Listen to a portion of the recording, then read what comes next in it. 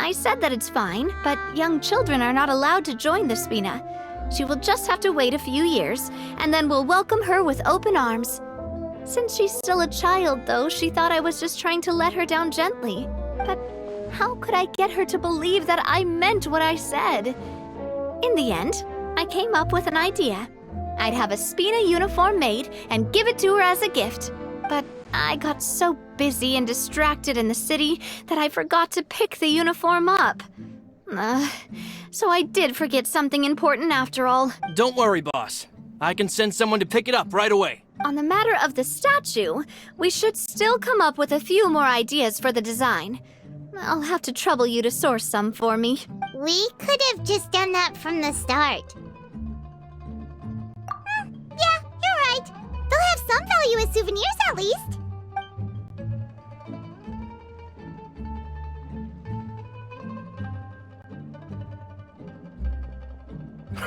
Navia! Florent, guess who's back? Huh?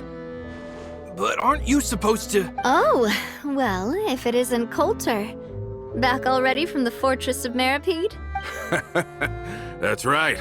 I finally finished serving my time. Gotta say, turns out I was a lot tougher than I thought. After I got out, I immediately made a beeline back to Poisson. You could say that familiar, briny smell became a primal call, urging me to forget everything else and just come back home.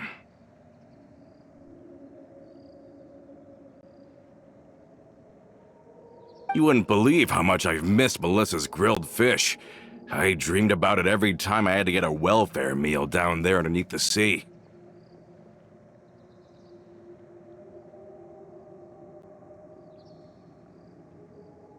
It's good to have you back, Coulter. You look as well as ever.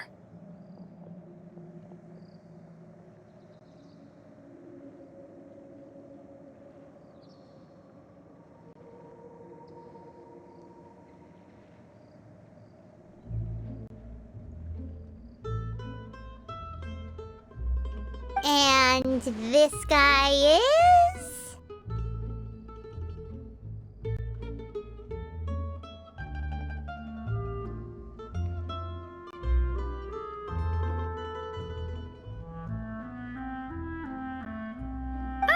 Let me introduce you. This is Coulter, another of Spina di Rosula's members. He was found guilty and sentenced to the Fortress of Meripede some time ago.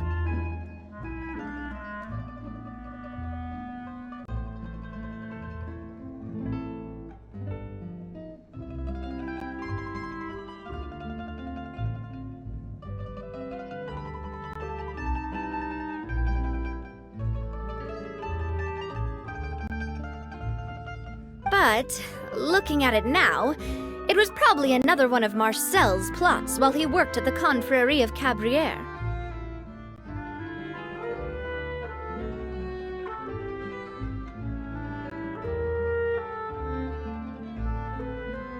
Wait, Mr. Marcel? What do you mean? He was involved in some sort of plot? Have you not heard anything at all about the water from the primordial sea case?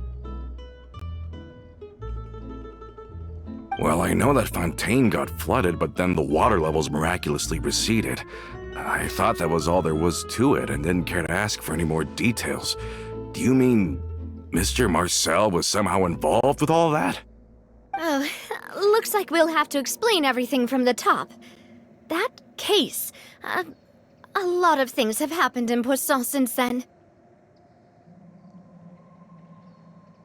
First things first, let me introduce you to these two. They're my most trusted partners, and they've been with me through thick and thin. Now you could call them Spina di Rosula's VIP helpers. Oh, nice to meet you. I don't recall Navia ever generously complimenting anyone like that before, so you must be pretty amazing to get that from her. Yeah, we are indeed pretty amazing. But we've been cool since before we even met her.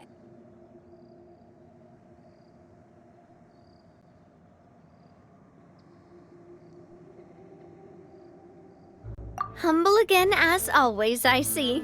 Even when I was totally sincere with my praise.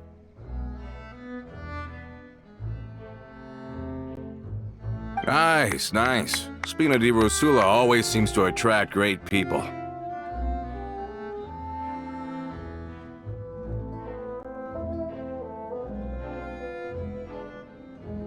Oh, that reminds me.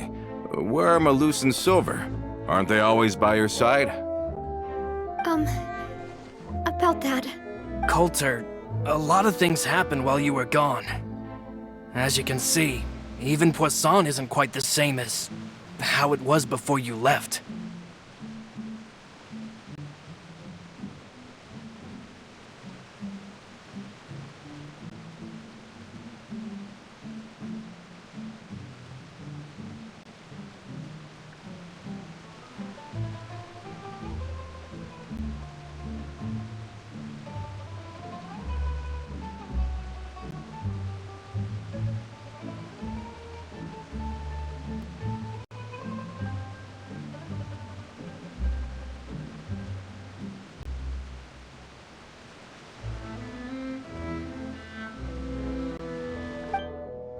They lost their lives, keeping me safe during the flood. What did you say? This isn't some kind of morbid welcome home prank, right? You're just scaring me on purpose because I don't know anything about what's happened.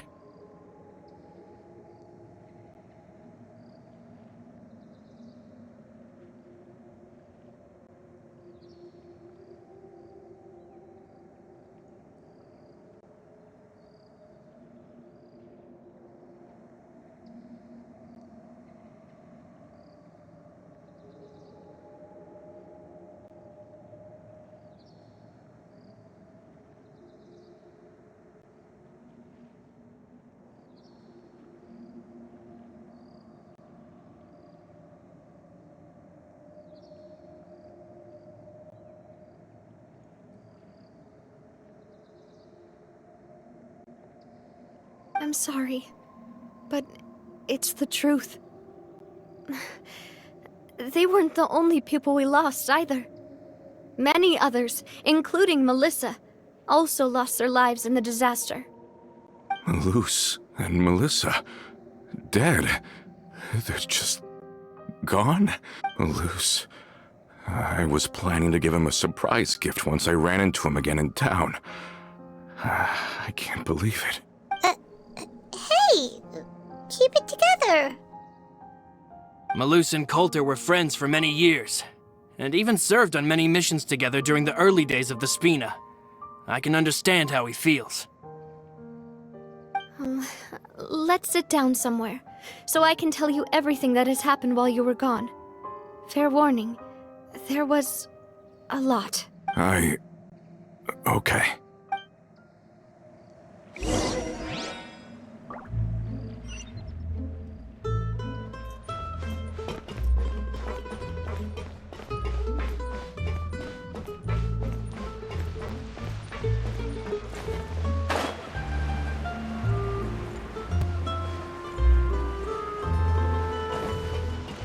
I need to find something to do with myself.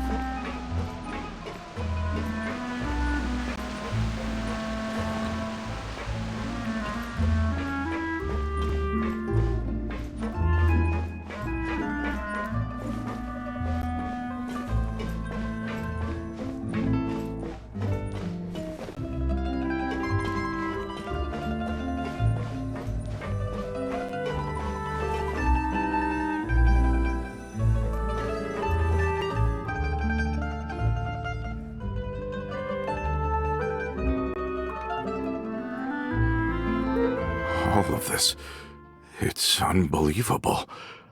I can't believe that those stories were real. It all really happened. Has the world gone mad?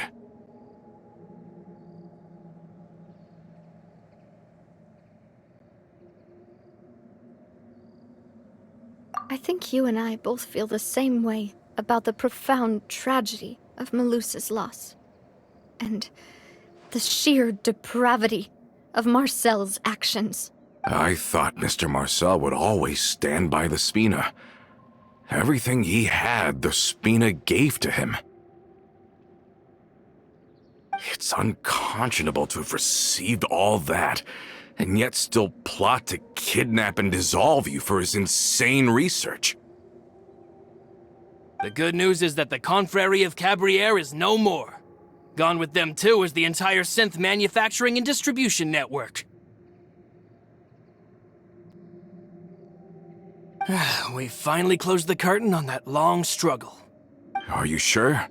But if Marcel wanted to rebel against us, he probably sent word in secret to Romeu. Romu?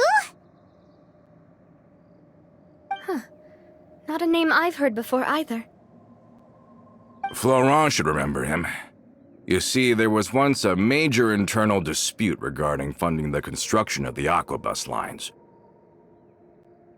Romeu was the leader of the faction that thought such a vast sum of mora would be better spent improving the town of Poisson. But Mr. Callis believed that an opportunity to collaborate with the Court of Fontaine and the Fontaine Research Institute was hard to come by, and would allow us to build many valuable relationships. Not only would the Aquabus be a good business investment, it would also boost our reputation among the general populace, eventually paying us massive dividends down the line.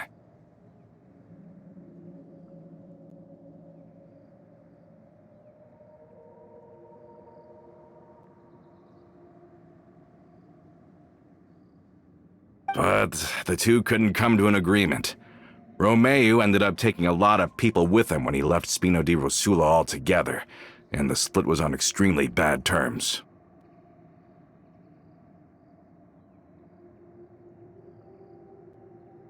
Ugh. And with Papa's stubbornness, I can definitely imagine how it must have gone down. And of course, when he was suffering the slings and arrows of outrageous injustice, those relationships that he spent a fortune to build didn't help in the least.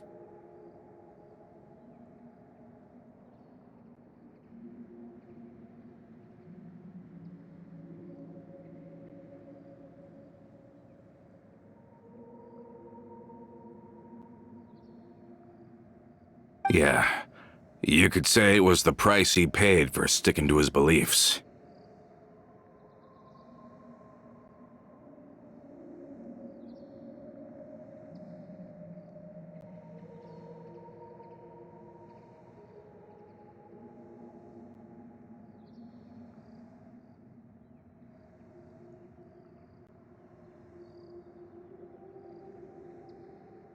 Oh, that's a good point. If Callis was really as stubborn as you say, then wouldn't he have argued with the rank and file all the time? Oh yeah, it eventually became a thing that just happened on every day that ended with Y. But Navia, boss, you might not know this, but he wasn't always like that. He used to be a lot better with taking counsel. With him listening to our advice, and Ms. Clementine also frequently on our side, it was pretty smooth sailing for a good many years. But on the matter of the Aquabus, even Ms. Clementine completely stood by Mr. Callis's side. Huh. I never knew. But from my perspective, Romeu's position had a lot going for it. Couldn't they have sat down and talked it out? I think the Aquabus was just the straw that broke the camel's back. On that topic, they eventually came to a rather radical conclusion. They believed that Miss Clementine lost her ability to serve as an impartial mediator when she became pregnant with Callis's child. So they thought she had betrayed them? But that doesn't make any sense. Before she was their mediator, my mother was also her own person, and a member of the Spina. She should have the right to take any side she wished. Yeah, but to them, even taking a side was betrayal enough. They felt like their voices could no longer be heard once their sole mediator had gone over to the other side. Of course, Ms. Clementine then passed away, and Mr. Callis began to regard the completion of the Aquabus project as her final wish. With that, the last hope of reconciliation was gone. So that's what happened.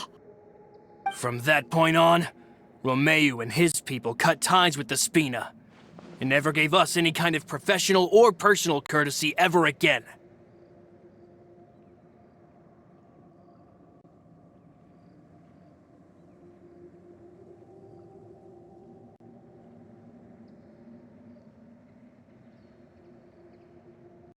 Perhaps they've regarded us as enemies ever since they left. But even so, there is still no proof that they ever acted in concert with Marcel.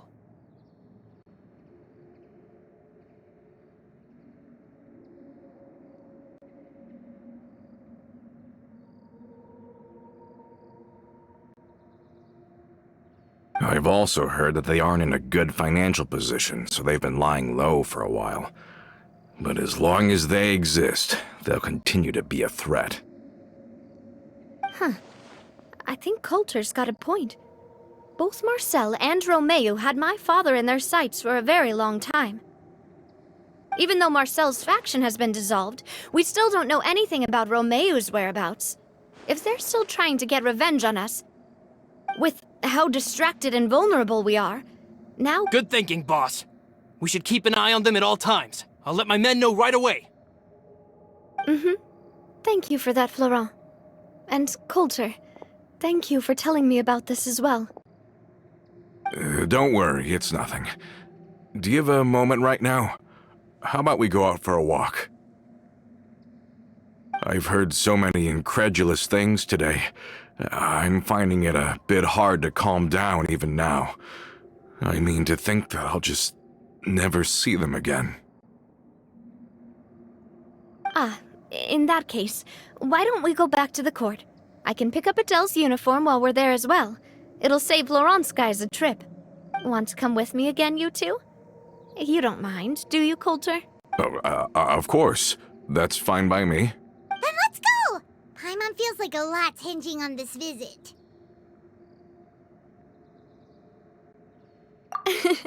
We really are the best of partners. Come on, let's go.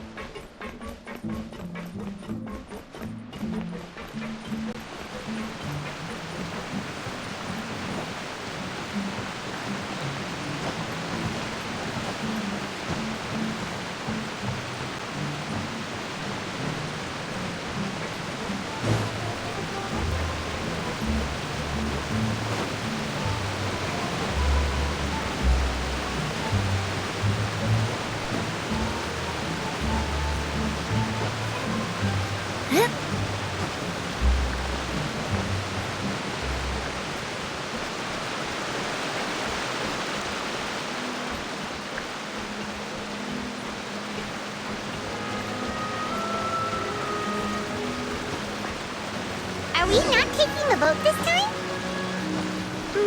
It's nice to walk from time to time, isn't it? Think of it as something like a hiking trip. Once we're there, we can stay a few days before we return. Sounds good. I haven't walked this road in a long time.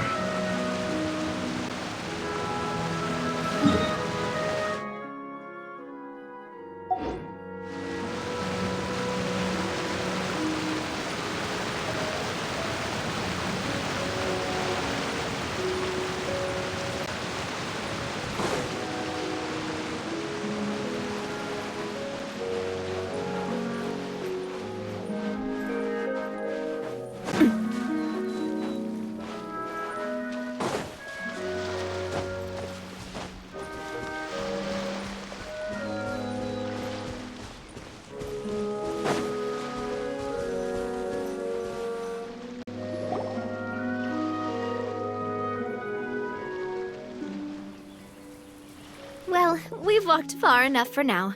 Let's take a break. Since we're out for a walk, we shouldn't stress too much about the destination. I've grown old, so I'm not as fit as before. It's a good thing that at least my work down in the fortress was quite the workout. Well, Paimon thinks you're doing great. We didn't have to slow down for you at all. Back in the days before the aquabus lines were built, we often had to hike north with our goods, then catch a boat to the court. Malus and I must have traveled this way hundreds of times. When we were tired, we would lay down for a while on the grass, and when we were hungry, we'd catch a fish or two. The Spina was still on the rise back then. Mr. Callus was generous, and everyone had the chance to strike it rich, so of course we all worked really hard. And now, in the blink of an eye, the aquabus lines have been built, and this road has fallen into disuse. Oh, I know. I was just being a little nostalgic. Then let's stay here a bit longer. Anyone want snacks? Oh, is this another chance to try some of Navia's macarons? Paimon's been dreaming of them. Yep, I figured you wouldn't say no to a few more. Oh, wait. Let me check if I have all the ingredients. Malus and Silver used to take care of tasks like this. Okay, the stove's looking good. And as for the ingredients, seems like we're all out of flour and sugar. The two most important ingredients. Oh, would you?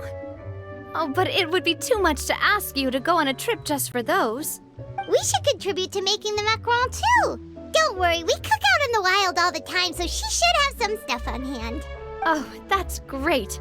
Then I'll leave the ingredient gathering to you. As long as we have some sweet flours and wheat, I can start the baking. Then I'll go look for some boxes nearby for a makeshift table and chairs. Great. Then I'll prep the stove. Let's get to work, everyone.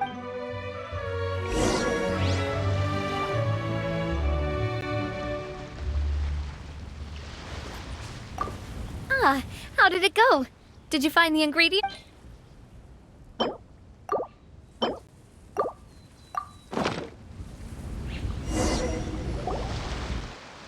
You've all done your part. Just leave the rest to me.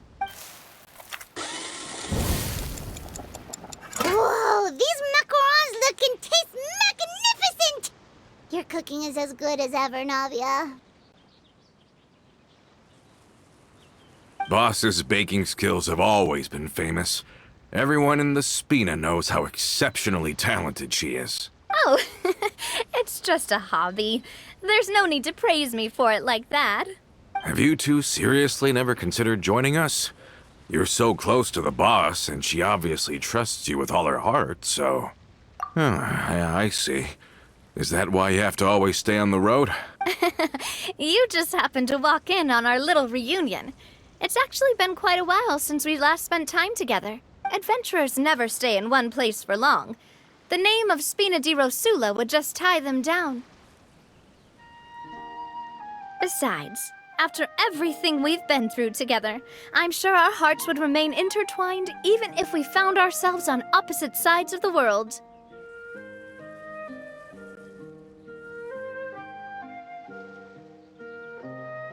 Even if Paimon was far beyond the horizon, she'd still remember the delicious taste of Navia's macaron. I understand now. Then I am very lucky indeed to have been graced with the chance to meet the two of you. I will endeavor to make the most of this short yet fortuitous encounter, and enjoy every moment we spend together.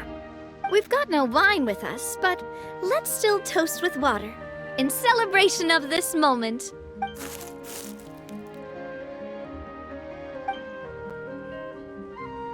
Cheers! Hey, what are you doing? Quick, join in on the toast! May your travels go smoothly, may the Spina continue to grow, and may our friendship last until the end of time.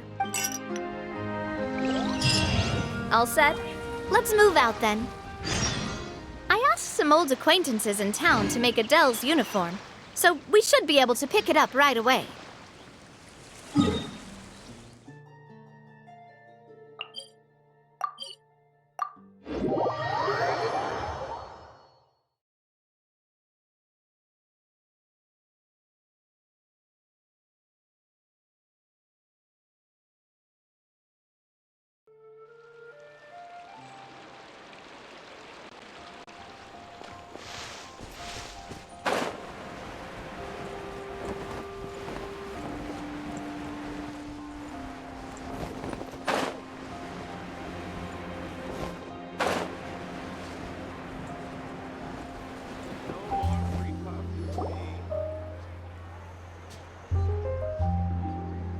Hey there, Ludovine.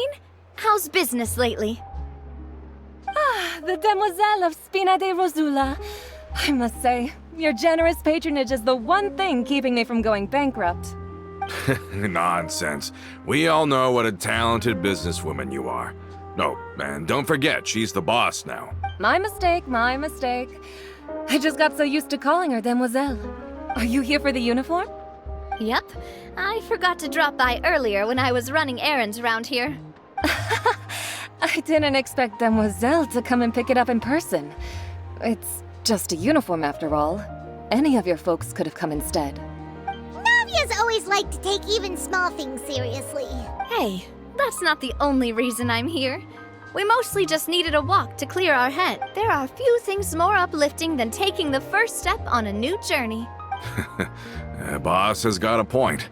Going on a trip with friends is always better than staying cooped up at home. Very well. Please, wait here while I retrieve the uniform for you. Can someone remind Paimon again why Adele wants to join the Spina? She hasn't given me any concrete reasons.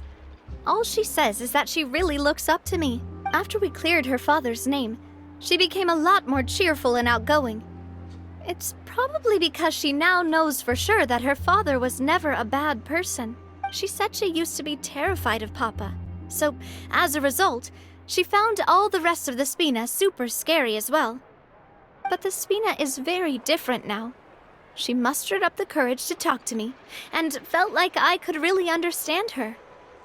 Yeah, you could say that.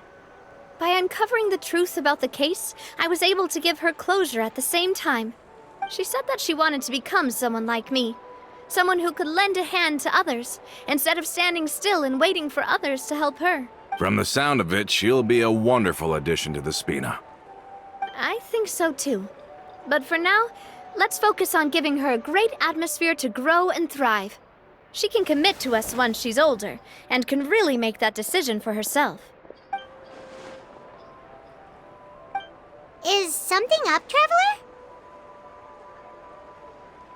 Huh? Tailing? Oh, Paimon's coming. I'll go check it out too. Coulter, please hold on to this for me. All right. Paimon saw them too. They headed up.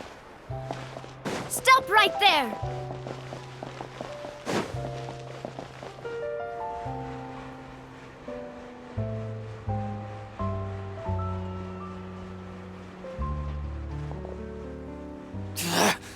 We knew you were going to be difficult! Seems like if we want them to talk, we're gonna need to teach them a lesson first. Brothers, there's no need to skulk in the dark anymore. Let's take them out!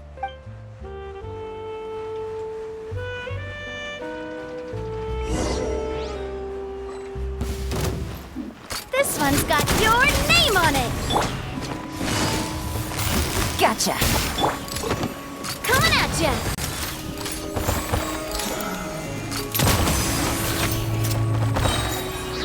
Fire! Well, with rocks.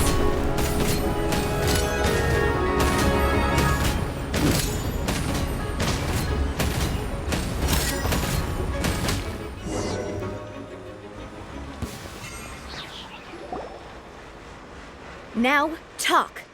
Who are you? And why were you tailing us? Don't think we'll let you off easy if you keep silent.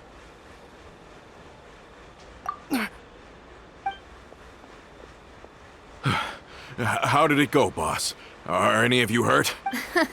If you thought they stood any chance against us, you were sorely mistaken. Anyway, stop playing tough and start talking. There won't be any room for negotiation once the Maison Gardiennage gets involved. We're looking to get vengeance on Spina di Rosula. We were discovered, and can't beat you in a fight. We admit it. We lost. Get revenge? Wait, you're not Romeu's followers, are you? You actually know that name? But if you do, then surely you should understand why we hate you so much! Indeed. You haven't got the faintest hope of winning right now. We were out drinking when we saw Navia. We got so angry we decided to follow you guys and look for an opportunity to really mess up your day. Too bad you guys messed up ours first. Huh? You're pretty sharp, but so what? We didn't do anything. And now it should be pretty obvious that we can't do anything to you anyway. Seeing you like that just really ticked us off. And we let the drink go to our heads. Listen, Callus is long dead. No matter what happened in the past, I want to be able to start things anew. I am the current president of Spina di Rosula. If your boss wants to talk with me, I'd be happy to meet with him. I won't press charges for your attack. That should also help demonstrate my sincerity. I understand. Thank you. I'll let our boss know. But if you so much as think about pulling something like this again, I won't be so lenient next time. Understood? All right. We get it. Come on, let's go. Are you sure it's okay to just let them go like that, Nav? I don't want to inherit my father's grudges, too. Moreover, when it comes to the Aquabus, I don't think what my father did was entirely correct either. If the other side is willing to talk, I'm happy to open the door for a reconciliation. Opportunities for new beginnings are all around us. I support Boss's decision as well. The concept of an eye for an eye is a primitive practice that has no place in today's Spina di Rosula. Yes. Plus, we already know that they're strapped for cash. If their financial situation is that dire, they don't have what it takes to challenge us. So this may be the best time to talk. I still think we should keep an eye out for Romeo's folks, though. If he decides to ignore the warning I gave his men, then we could still have a fight on our hands. Yeah, those guys definitely didn't look like big fans of yours. I'd rather things not go that far, since, though we haven't talked to each other for years, once upon a time we were all a part of the Spina di Rosula family. Yep, that's how I feel as well. Anyway, now that we've sent them packing, we don't have to worry about those guys anymore. It's getting late already. So why don't we stay the night in the Fleuve Cendre? We can head back to Poisson tomorrow. I'll also ask someone to write Florent a letter and inform him of everything that happened here today, so he can increase security around Poisson and be on guard against any suspicious individuals. Do we have to stay in the Fleuve Cendre again? Even the pillows there smell like seaweed. Sorry, that's just what happens when you live near water and don't get much sunlight. Poisson's pretty much the same though, so I've long since gotten used to it. We can still go out in the evening for some grilled fish and drinks, though. Bet you there'll be people singing sea shanties, too. How does that sound? Huh. That does sound pretty cool. Okay, Paimon's on board now. Let's go. Paimon wants to sing too.